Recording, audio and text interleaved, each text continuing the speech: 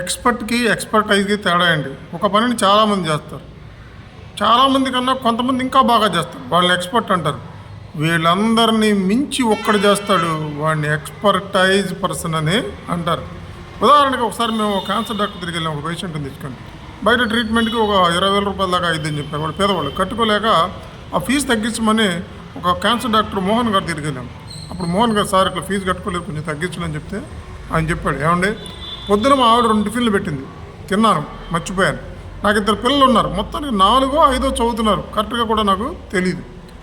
మీరు క్యాన్సర్ గురించి అడగండి. ఏ క్యాన్సర్కి ఏ ట్రీట్మెంట్ ఇవ్వాలి, రేడియేషన్ ఇవ్వాలా, కీమో ఇవ్వాలా, సర్జరీ ఇవ్వాలా, బ్లడ్ క్యాన్సర్ అయితే ఎప్పుడు తగ్గిద్ది, బోన్ క్యాన్సర్ అయితే ఎప్పుడు తగ్గిద్ది, బ్రెయిన్ క్యాన్సర్ అయితే ఎప్పుడు తగ్గిద్ది, ప్రపంచంలో క్యాన్సర్కి అద్భుతమైన ట్రీట్మెంట్లు ఏమున్నాయి, ఈ క్యాన్సర్ ఎన్ని రోజులు తగ్గిద్ది. ఒక క్యాన్సర్ గురించి తప్ప నేను రెండో దాని గురించి ఆలోచించనండి. మీరు దయచేసి డబ్బుల గురించి అయితే బయట రిసెప్షన్లో కనుక్కోండి, క్యాన్సర్ గురించి అయితే నాతో మాట్లాడండి అని చెప్పారు ఆయన. ఆయన ఈరోజు ఆంధ్రప్రదేశ్లో నెంబర్ 1 క్యాన్సర్ డాక్టర్ అయ్యాడు.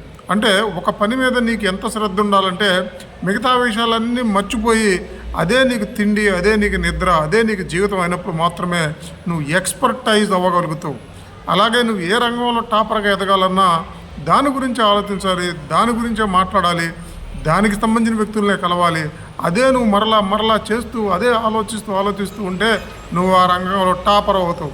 అటు ఇటు డివేట్ అయ్యేవాడు ప్రపంచంలో టాపర్ కాలేడు.